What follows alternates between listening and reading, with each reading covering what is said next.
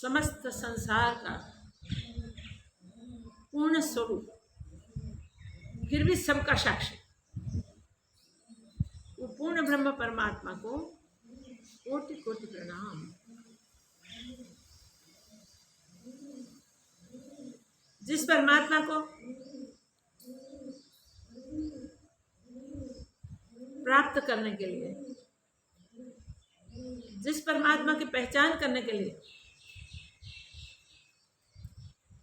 जिस परमात्मा को वास्तविक रूप से जानने के लिए हम सब मनुष्य जन्म पाकर यहाँ पहुंचे हैं। मगर माया इतनी प्रबल है कि वो सत्य हमें याद नहीं रहता, हम भूल जाते हैं कि हम क्या करने के लिए आए हैं। ईश्वर ने कृपा करके हमको मनुष्य जन्म क्यों दिया है? कृपा करके अन्य जीवों से विशेष मन बुद्धि आदि की क्षमता दी है। ये कृपा का ऋण हमें किस प्रकार चुकाना है, वो सारी बातें हम जब बिसर जाते हैं तब हम ये मायावी संसार में भटक जाते हैं, इस मोह जाल में फंस जाते हैं और जिंदगी का बहुत सारा समय वो जड़ता वो मुड़ता मिटाने के लिए हमें स्वयं पुरुषार्थ करना ही चाहिए। जब स्वयं पुरुषार्थ करते हैं तब सहज सहज स्वकृपा हम पर होती है, इसलिए ईश कृपा भी हो जाती है। और ईश कृपा से संत कृपा, गुरु कृपा और शास्त्र कृपा हो जाती है। जब ईश कृपा से मनुष्य जन्म तो मिल गया है, तब हमारा एक ही कर्तव्य रहता है कि हम स्वयं अपने आप पर कृपा करें, जिसे कहते हैं स्वकृपा। पुरुषार्थ करने के लिए हम अपने आप को कटिबद्ध करें, हम स्वयं प्रतिज्ञाबद्ध हो जाएं कि इसी जन्म में हमें साक्षात्कार कर लेना है, इसी जन्म में हमें भवाटवी का चक्कर काट देना है, यही जन्म में हमें सर्व बंधनों से मुक्त हो जाना है। अब ये 84 लक्ष योनि का चक्र दोबारा फिरना न पड़े, दोबारा क्षणिक दुखी क्षणिक सुखी होना न पड़े, इसलिए हमें इसी जन्म में ईश कृपा भी प्राप्त कर लेनी है। पहले हुई है, अब जीवन भर ईश कृपा बनी रहे उसके लिए पुरुषार्थ करना है। ईश कृपा से ही संत कृपा शास्त्र कृपा संभवित होती है। तो ये कृपा प्राप्त करने के लिए हमें मनोमंथन करना चाहिए। अंतर्मंथन किए बिना हमें वो भी याद नहीं आता कि हम जगत में फंसे हैं, जगत में बंधे हुए हैं। जब हम सोचते हैं, विचार करते हैं, अंतर्मंथन करते हैं, तब पता चलता है कि ज्ञान प्राप्ति से ही मुक्ति प्राप्त होती है, ये भवाटवी के बंधन छूट सकते हैं और वैराग्य किए बिना मुक्ति संभवित नहीं है। वैराग्य से ही हमें क्या सत्य क्या असत्य का विवेक का पता चलता है। सत्य एक परमात्मा ही है और झूठा सारा जग है। हम कहाँ हैं वो अंतर्मंथन करते ही पता चलता है कि क्या ये झूठे जगत में हम फंसे हैं। वहां से निकलने के लिए क्या करें, ज्ञान कैसे प्राप्त होवे और आकर्षक ये जगत से कैसे वैरागी। ये मंथन से 3 प्रश्न जनक महाराज को। जिज्ञासु जो भी होते हैं, जो इसी जन्म में रियलाइजेशन के लिए तत्पर, उनको ऐसे ही प्रश्न उठते हैं और वो गुरु की शोध में निकल पड़ते हैं। प्रश्न पूछे किसको? शास्त्र कहते हैं, परंपरा से हम ये सुनते आए हैं कि गुरु ही हमारा मनोमंथन का, हमारी जिज्ञासा का उत्तर दे सकते हैं। जैसे जनक जी पहुंचे अष्टावक्र मुनि के चरणों में। देखो ईश कृपा किसके कहते हैं? ईश कृपा होने के कारण ही जनक जी को अष्टावक्र की भेंट हुई और समस्त पंडितों से श्रेष्ठ ज्ञान के मूर्ति रूप अष्टावक्र जी ही है, ऐसा जनक को निश्चय हो। इसलिए जनक अष्टावक्र जी के पास पहुंचे और प्रश्न किया, कथम ज्ञानम वाप्नोति, कथम मुक्ति भविष्यति, वैराग्यम च कथम प्राप्त एतद् बुद्धिमं प्रभु। हे मेरे प्रभु, हे मेरे भगवंत, आप मेरे भगवंत हो, आप मेरे सब कुछ हो। ये मेरे 3 प्रश्न हैं, उनका उत्तर दो। इसका विस्तार से हमने वर्णन देखा है। तो ये प्रश्न जब हमारे प्रश्न बन जाते हैं, हमारा चित्त में यही प्रश्न उठते हैं और प्रश्नों के उत्तर के लिए हम आतुर बनते हैं, तब ऐसे संवाद हमारा मार्गदर्शन कर देते हैं। संत महापुरुषों के पास, गुरुजनों के पास पहुंच के हम यही प्रश्न दोहराते हैं, करते हैं हमारे शब्दों में।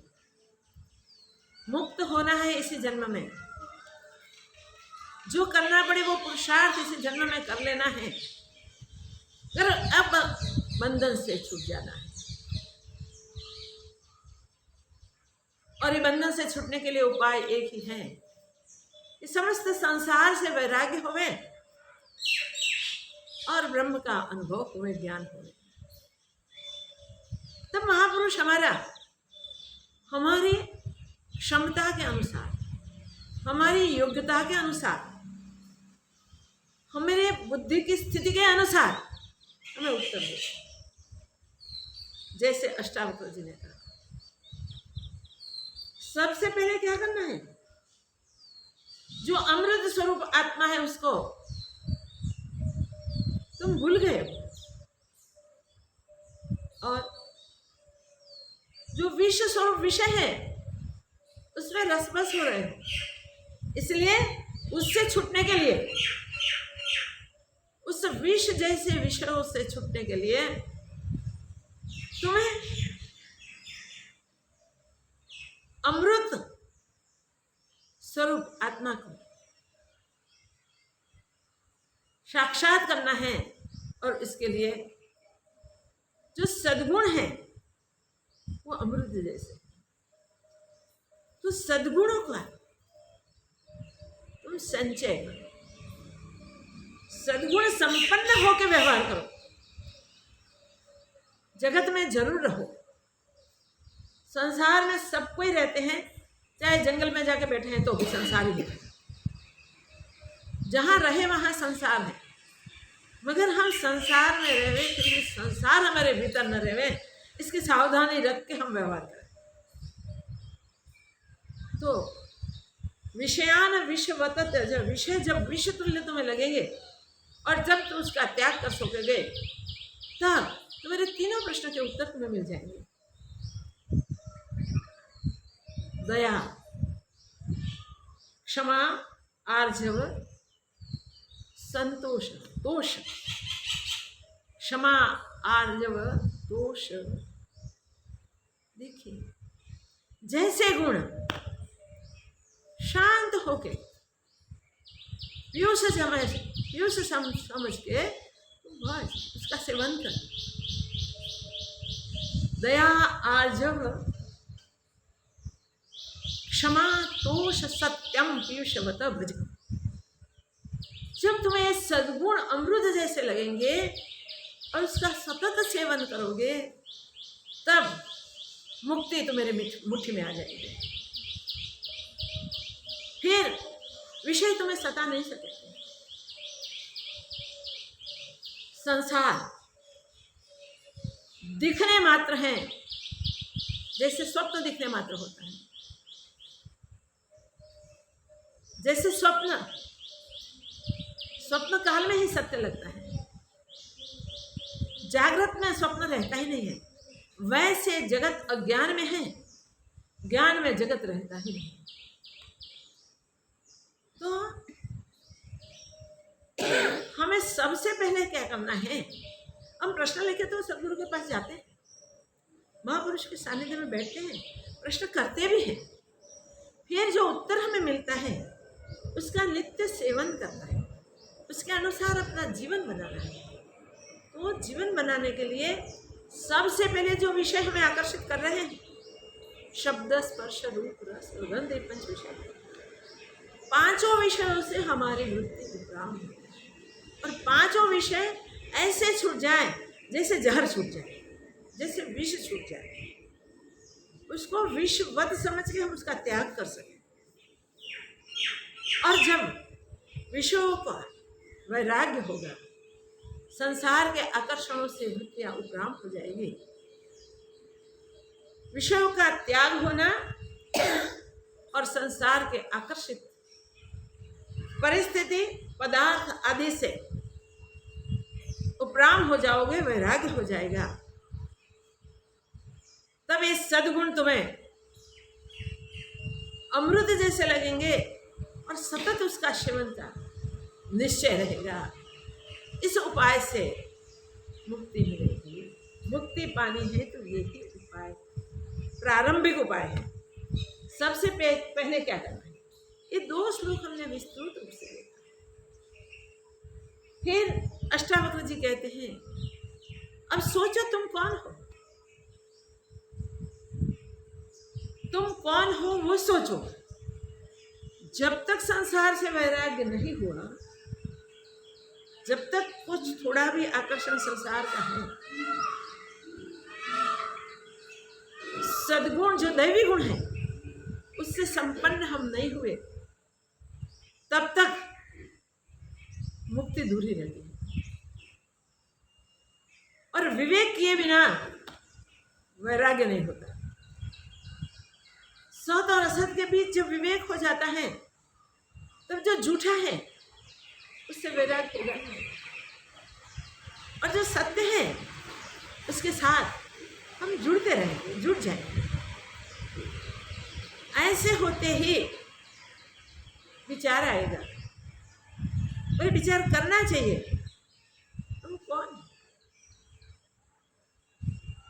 परमात्मा की कृपा से मनुष्य तन जो जीवात्मा को मिला है, वो जीव हम कौन है, किस उपाय से, किस पुरुषार्थ से ईश्वर ने इतनी कृपा हम पर कर दी है कि हम मनुष्य तन को प्राप्त करके पुरुषार्थ करने के लिए भाग्यशाली हुए। जब वो प्रश्न उठता है तब, अगर तो गुरु शरण में हम पहुंचते हैं तब गुरु द्वारा हमें कहा जाता है, ये प्रश्न पूछा जाता है, तुम कौन? न पृथ्वी न जलम न अग्नि न वायु दौर्नवा भवान एशाम साक्षिणम आत्मा। तुम कौन हो? सबका साक्षी आत्मा। एशाम साक्षिणाम आत्मा चिद्रूपम विद्धि मुक्तये। चिद्रूपम विद्धि मुक्तये। न पृथ्वी है तो, देखो बेसिक विचार करके हम गए हैं, इसलिए स्पष्ट करके गुरुदेव हमें आंसर करते हैं। जनक महाराज की अभ्यास भी बहुत अच्छा था कि उनके वहाँ पंडितों का ही शास्त्रार्थ होता रहता था। तो पंडितों से कुछ मिलता है, ज्ञानियों से कुछ मिलता है, तो जनक महाराज जानते थे। उनको ये प्रश्न उठे थे, इसके अधिकारी थे, इसे कुछ पूर्व अभ्यास किया था। देहाभिमान से थोड़े बंधे हुए थे, वहाँ अष्टावक्र जी ने सावधान कर दिया, महाराज आपने सभा इकट्ठी की है, वो सभा तो चर्म दृष्टि वालों की है, पंडितों की नहीं। इसे भी जनक महाराज सावधान हो गए थे, पंडित भी सब आश्चर्यमुग्ध हो गए थे। तो इसके बाद जो मनोमंथन, इसके बाद जो स्वप्न दर्शन, इससे जो प्रश्न उठे, उसमें जो जिज्ञासा हुई, वो ज्ञान प्राप्ति की जिज्ञासा। इसलिए पहला प्रश्न ही था कथम ज्ञानम वाप्यते। फिर ज्वलंत जिज्ञासा थी मुक्त होने की, संसार बंधन से छूटने की, कथम मुक्ति भविष्य।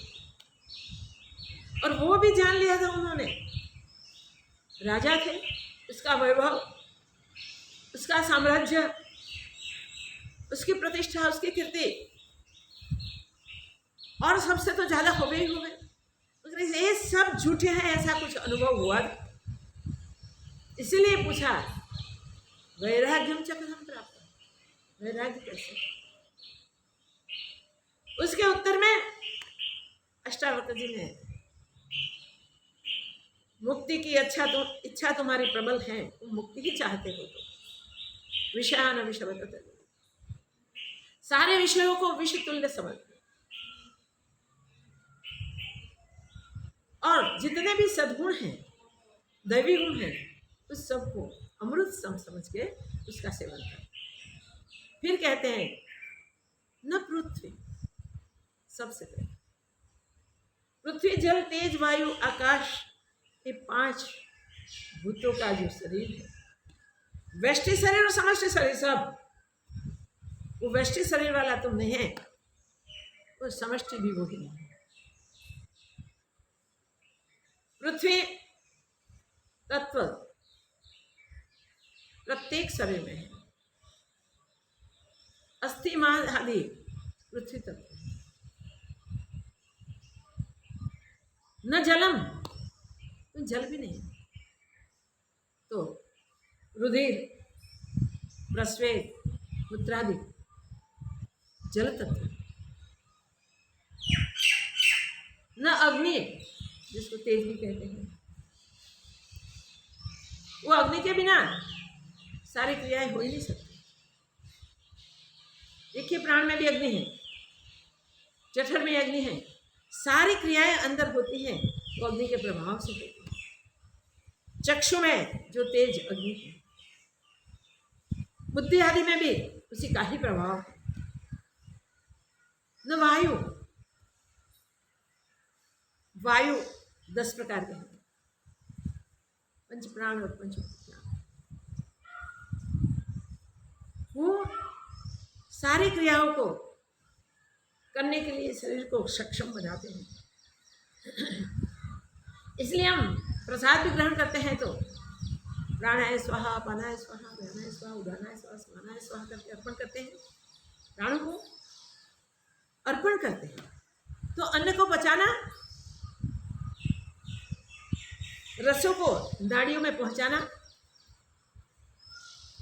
प्रत्येक वायु, प्रत्येक शरीर में जगह जगह पे सारी क्रिया कराने का काम ये वायु का है।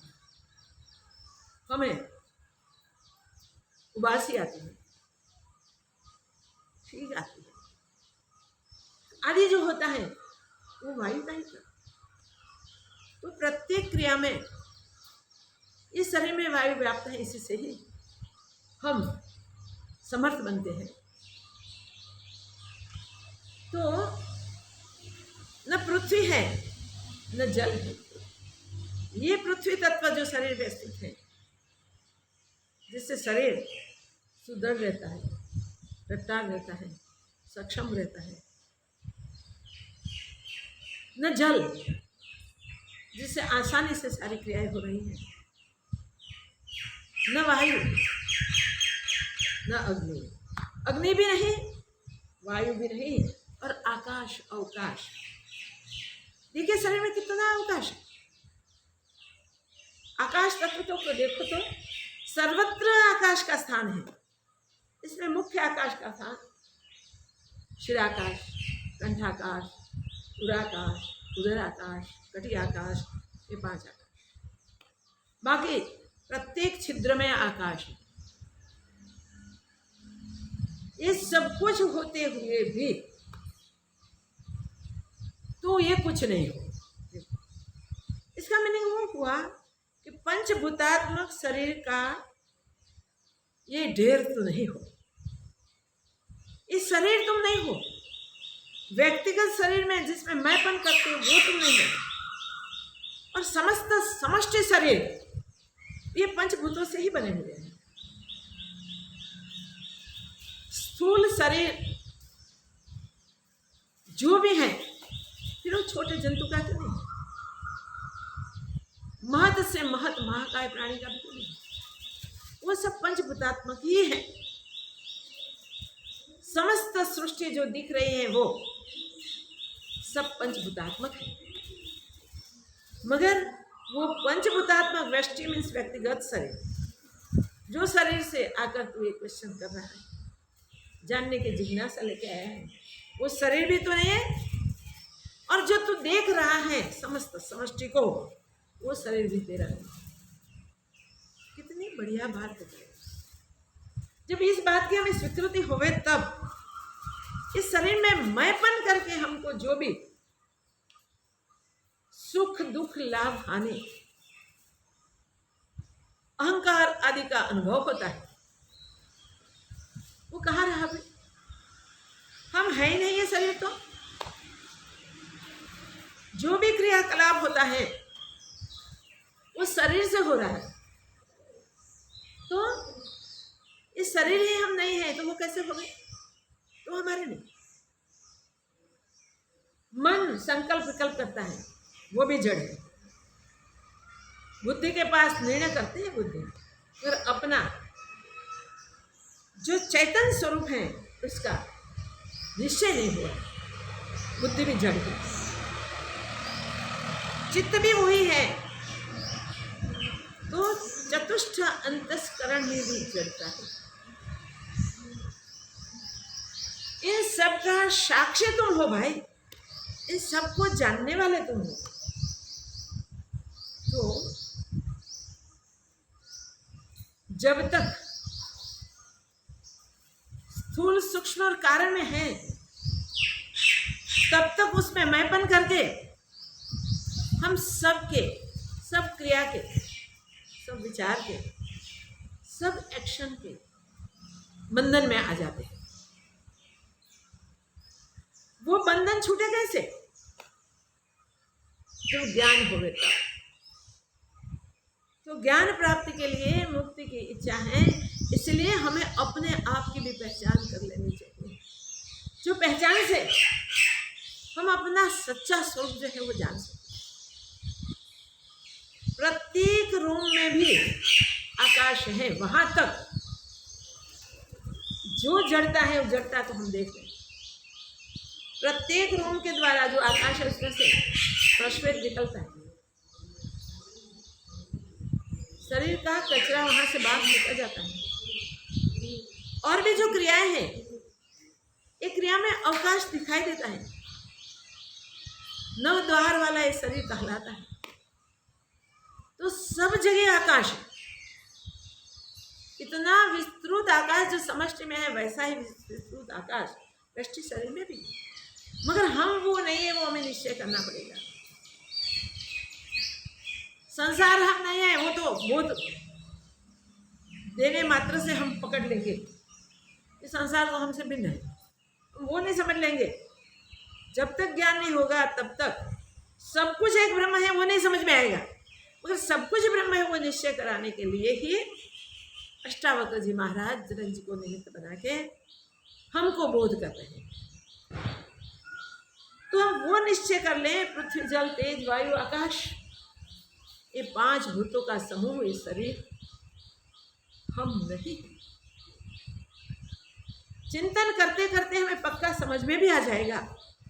जैसे जैसे बोध होता जाएगा वैसे वैसे कि हम ये नहीं।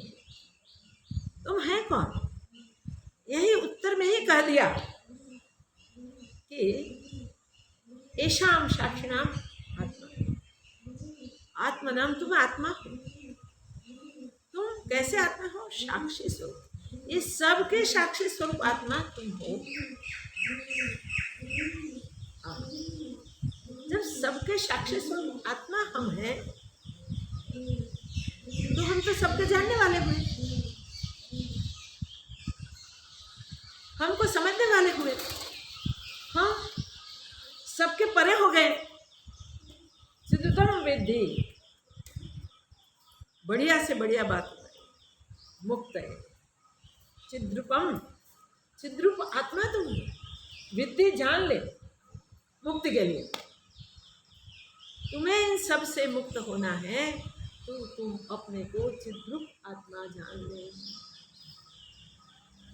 हमें हमारी जो पहचान है वो पहचान बदलनी पड़ेगी। हम अपने आप को शरीर मानते हैं, मैं शरीर हूँ, इसलिए शरीर को कुछ दुख होता है, समझो कोई कष्ट आया शरीर में, कोई रोग आया, कोई बीमारी आई, तो हम मानते हैं बीमारी हमारी है, हम बीमार हुए। अरे भाई, शरीर बीमार है तो उसे देखने वाला, तो उनका साक्षी। तुम कैसे कहते हो मैं बीमार हूं, मैं रोगी? नहीं भाई, न तो निरोगी है न रोगी है।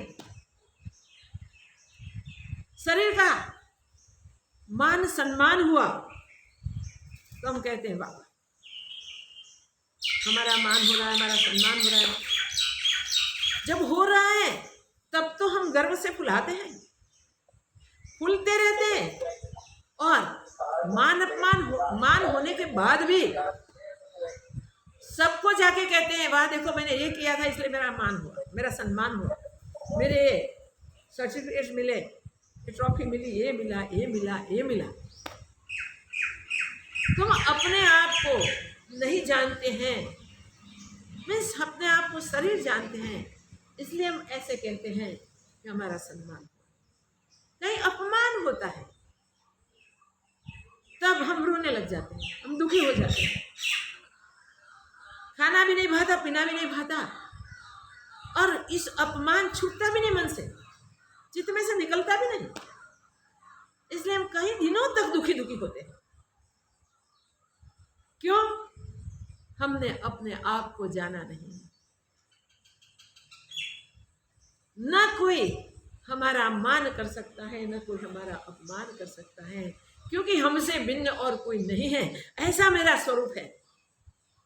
मान अपमान के प्रसंगों में भी मैं तो वो साक्षी चैतन्य आत्मा, सदा निर्लेप निर्भय आत्मा हूं।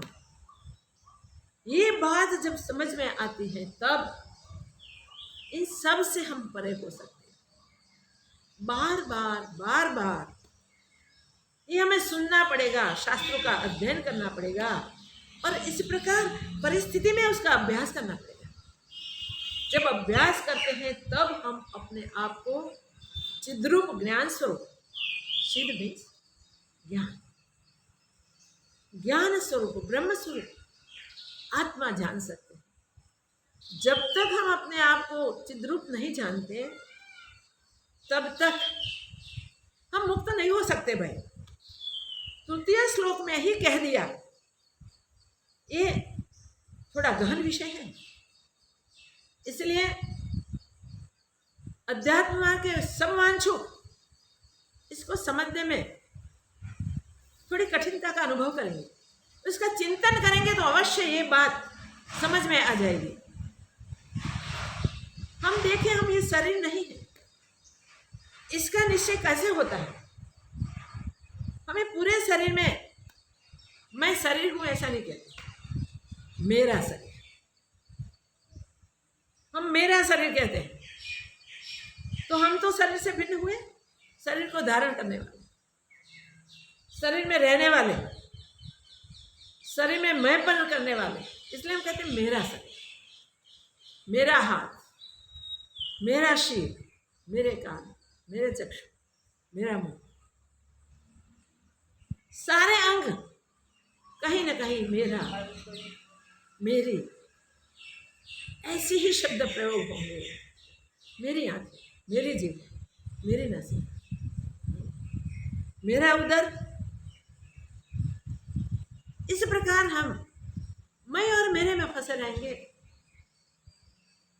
मगर हम वहां सोचते नहीं कि भाई मैं सारे संगात, शरीर के जो पंचभूतों का संगात है उसको मैंपन करते हैं, हम मैं कहते हैं, और उसके साथ जितना भी जुड़ता है उसको मेरापन करते हैं। मेरा पुत्र, मेरा परिवार, मेरा संसार, मेरा जगत, मेरी प्रॉपर्टी, मेरे बंधु, मेरी भगिनी, मेरे ये पशु पक्षी, ये जो भी है सब में मैं मेरे मेरा करते ही रहते हैं और शरीर में मेरापन करते हैं, तब तक अज्ञान से भरे हुए हैं। चिद्रूप आत्मा का ज्ञान हमें नहीं हुआ है। इस मैं और मेरे से छूटना है तो हमें अपने आप को जानना पड़ेगा, और जहाँ जहाँ मैंपन है उसे भी छोड़ना है, जहाँ मेरापन है उसे भी छोड़ना है। इसलिए सबसे पहले शरीर का संगार पंचभूतों का, शरीर में जहाँ भी पृथ्वी तत्व हैं वहाँ देख के हम सोचेंगे कि ये हम नहीं। और देखो भाई, जहाँ जल तत्व है उसमें भी हमको मैं वो हूँ ऐसा कहने की इच्छा नहीं होगी, ऐसा है। रुधिर आदि मैं हूँ कह सकते हैं? नहीं कह सकते भाई। तो अवकाश जो है वो अवकाश मैं हूँ, अवकाश तो अंदर बाहर सर्वत्र है भाई। अवकाश भी हम भिन्न देखते हैं। तो पृथ्वी, जल, तेज, वायु, आकाश, ये पांचों भूत में से हम कुछ भी नहीं, न एक भी है न सब भूत है, कुछ नहीं बने, उसका पूरा संघात नहीं है। ये रुधिर, मांस, अस्थि आदि का थैला हम नहीं हो सकते। निश्चय कर ले कि हम वो नहीं हो सकते, हम वो नहीं है, तो हम कौन हैं? इसके उत्तर में अष्टावक्र जी कहते हैं कि तुम चिद्रूप आत्मा, अगर मुक्ति चाहते हो तो तुम अपने आप को आत्मरूप जानो, चिद्रूप जानो, विद्धि जान लो। भाई क्या जानो?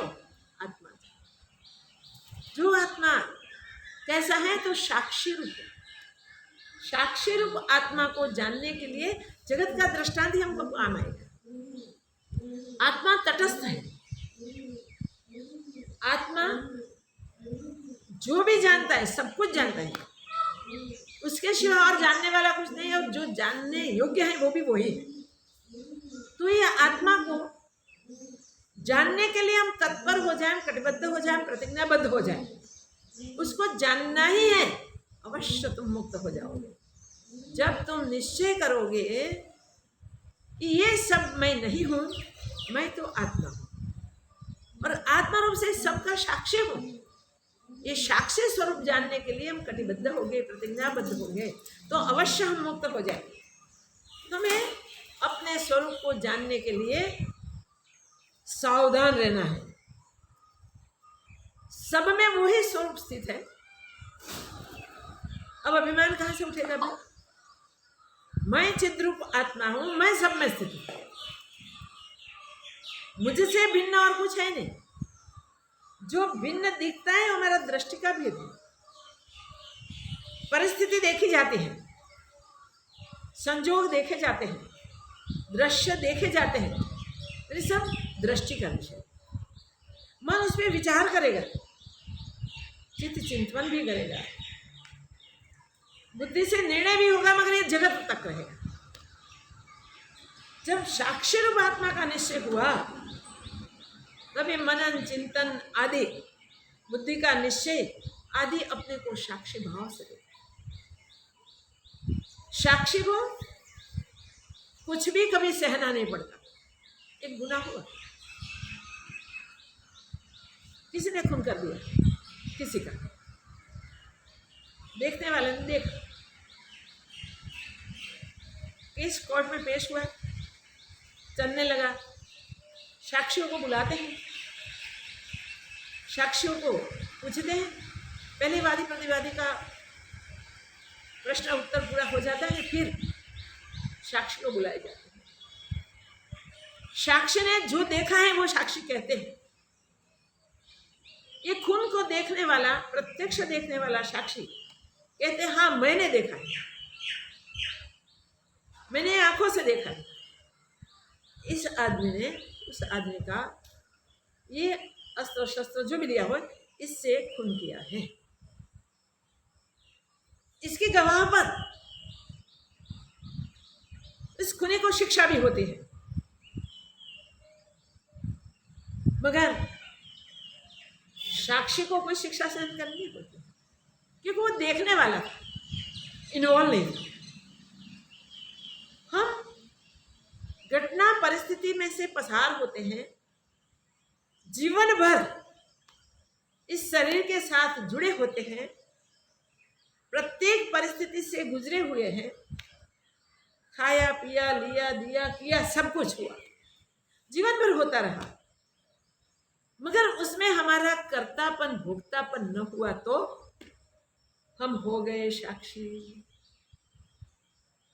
तो जब हम अपने आप को साक्षी समझ लेते हैं, जब अपने आप को साक्षी रूप जान लेते हैं, तब करते हुए भी हम अकर्ता होते हैं।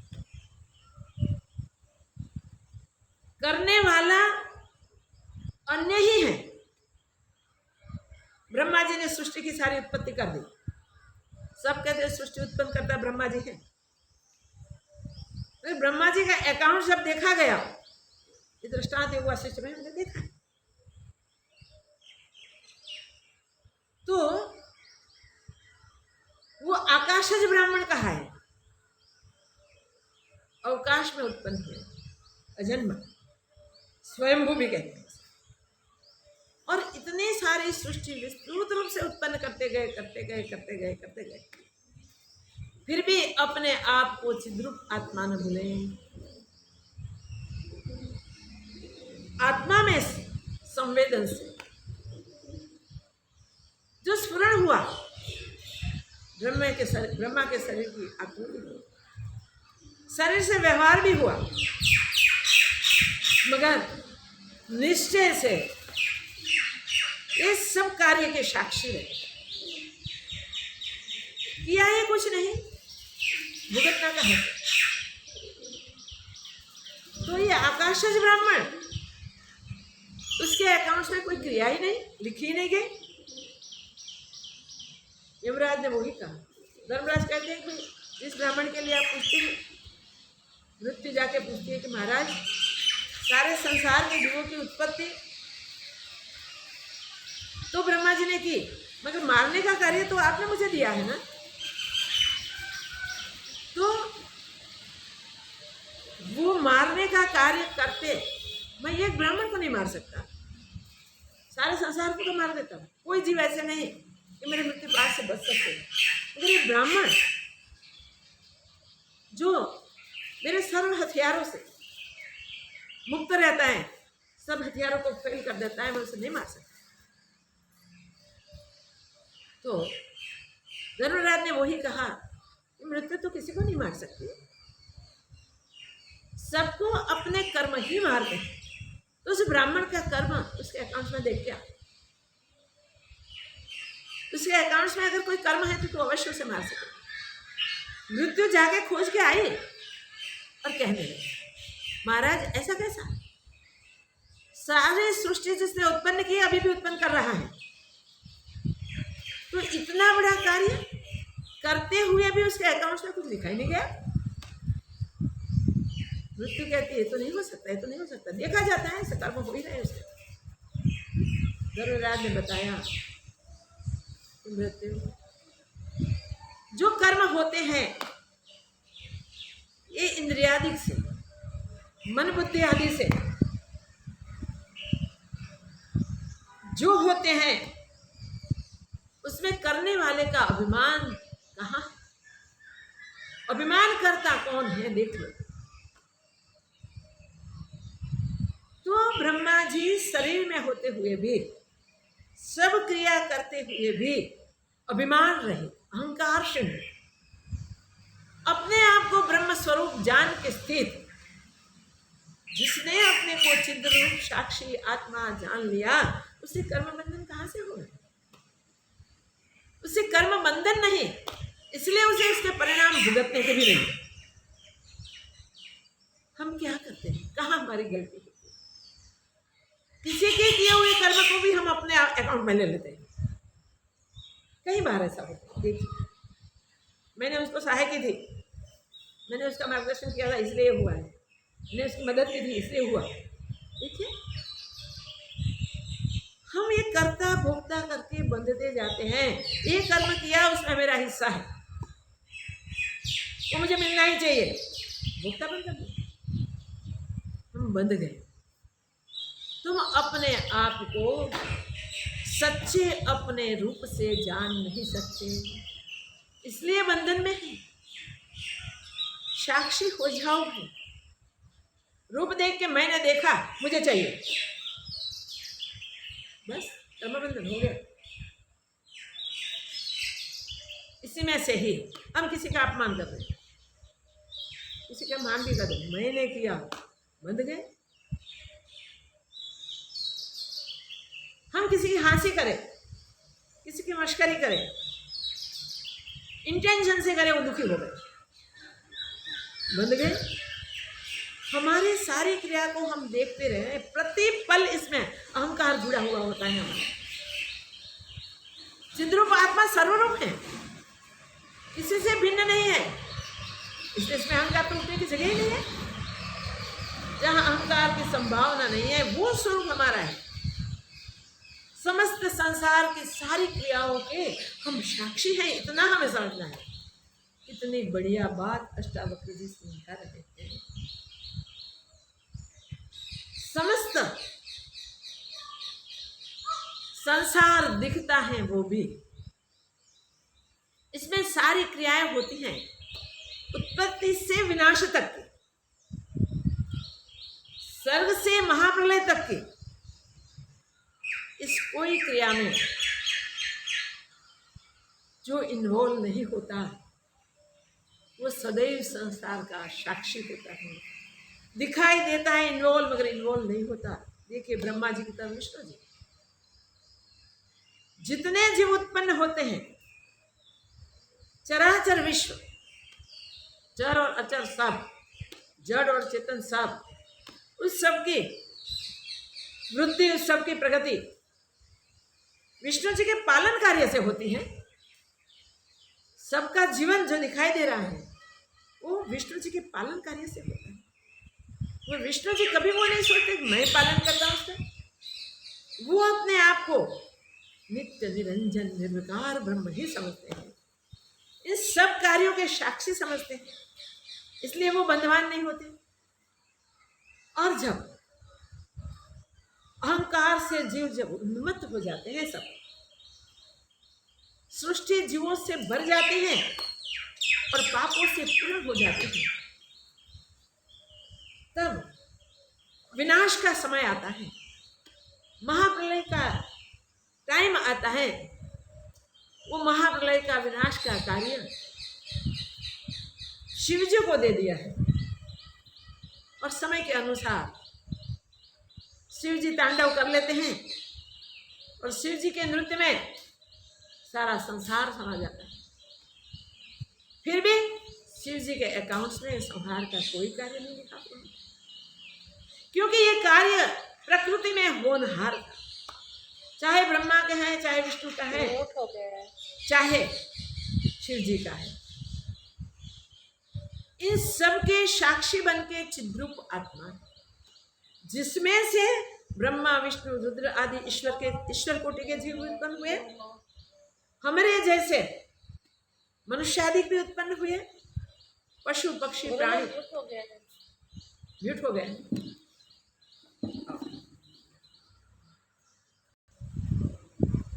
देहाध्यास है, तब तक हम फंसे रहते हैं, बंधे रहते हैं और साक्षी नहीं हो सकते, अपने सत्य स्वरूप को नहीं पहचान सकते हैं, अपने ब्रह्म स्वरूप को नहीं जान सकते हैं। जब अभ्यास करके महापुरुषों के सानिध्य में बैठ के प्रश्न करते हैं और प्रश्न के उत्तर जो हमें मिलते हैं महापुरुषों से, उसके अनुसार जब हम व्यवहार करते हैं, जीवन हम जीते हैं, तब धीरे धीरे हमारा देहाध्यास मिट जाता है, घटनाओं में से कर्तापन हट जाता है और फलश्रुति की इच्छा छूट जाती है। जब ऐसा निश्चय हो जाता है, तब हम अपने आप को, जो महापुरुष समझाते हैं कि तुम चिद्रूप आत्मा हो, इस प्रकार जान सकते हैं। तो इस श्लोक से हम ये निश्चय कर लें कि हम चिद्रूप आत्मा हैं, न पंचभूतात्मक शरीर है, व्यष्टि समष्टि कुछ भी हम नहीं है, हम एक ब्रह्म स्वरूप है। जब हम इतना समझ लेंगे, तब जो दृष्टि का विषय है वो कुछ भी हमारा स्वरूप नहीं है, वो पक्का निश्चय हो जाएगा। पंचभूतात्मक शरीर हम नहीं है, ऐसा हम देखेंगे, ऐसा हम सोचेंगे, ऐसा हम निश्चय करेंगे, तब एक बात निश्चित हो गई कि समष्टि और व्यष्टि, ये शरीर और संसार सब पंचभूतात्मक है, वो कुछ भी हम नहीं है। तो हम कौन है? तो तुम चिद्रूप आत्मा हो और इस सब का साक्षी हो। जो प्रत्यक्ष अप्रत्यक्ष हो रहा है उसको जानने वाला तुम ही हो, क्योंकि तुम अपरोक्ष चिद्रूप आत्मा हो, साक्षी हो। और साक्षी को कुछ भी इफेक्ट नहीं होती है। साक्षी को दुख सुख से भी परे रहना है। तो हम समस्त संसार में दुख सुखद घटनाएं जो भी हैं सबसे परे रहेंगे। सबको जानने वाले होते हुए भी हम कुछ भी नहीं जानते, सब कुछ जानते हुए भी अनजान, ज्ञान स्वरूप होते हुए भी जो चिदानंद रूप का ज्ञान है वो ही हमें याद रहेगा। आत्माष्टक में आद्य गुरु शंकराचार्य ने कहा, चिदानंद लिखे शिवोहम शिव शिव। कितनी बड़ी बात है। अगर इसका निश्चय हमें हो जाए तो ज्ञान होने में क्या देर। कई बार अष्टावक्र गीता शुरू होते ही पहले योग वासिष्ठ का सत्संग किया, तब भी सब कहते हैं कि माँ थोड़ा कठिन लगता है, इसके जगह सरल दृष्टांतों की बात करें तो थोड़ा समझ में आ जाए। मैंने बोला लंबा पथ लेके, तू का जीवन लेके तो आए हैं हम, लंबा पथ लेके हम कब पहुँचेंगे भाई? इसी जन्म में पूर्ण करना है तो ज्ञान मार्ग सबसे श्रेष्ठ है। थोड़ी एकाग्रता करनी पड़ेगी, थोड़ा चिंतन मनन ज़्यादा करना पड़ेगा, स्मृति में दृढ़ करने के लिए मेहनत करनी पड़ेगी। फिर भी ये शॉर्टेस्ट वे है एक बार समझ में आ जाएगा मैं चिद्रूप आत्मा हूँ। ये जो भी दिखाई दे रहा है चर्म चक्षु का जो विषय है, मन चक्षु का जो विषय है, वो मैं नहीं हूँ, मैं तो आत्मा ही हूँ। और आत्मा किस प्रकार हूँ वो आगे आगे अष्टावक्र में हमको समझा रहे हैं। योग वासिष्ठ के अभ्यास से आप सबको पता है अपने आप को ब्रह्म स्वरूप जाना है। दृढ़ता के लिए अभ्यास आगे हो रहा है, तो इस अभ्यास में आगे बढ़ेंगे और देखेंगे। फिर भी अगर सबकी इच्छा होगी तो इस प्रकार जाएंगे, जो भी आपकी इच्छा है वो जनाएंगे, इस प्रकार हो जाएगा। हम इतना ही समझते हैं कि हम सब ये अभ्यास करके अपने आप को ब्रह्मस्वरूप साक्षी को जान लें और दृढ़ निश्चय कर लें। इसी जन्म में हम अपने आप को तार लें, उद्धार कर लें, मुक्त हो जाएं। जय गुरु। सबका मंगल। ओम पूर्णमदः पूर्णमिदं पूर्णात् पूर्णमुदच्यते पूर्णस्य पूर्णमादाय पूर्णमेवावशिष्यते। ओम शांति शांति शांति। श्री सद्गुरु। अब मंत्र जाप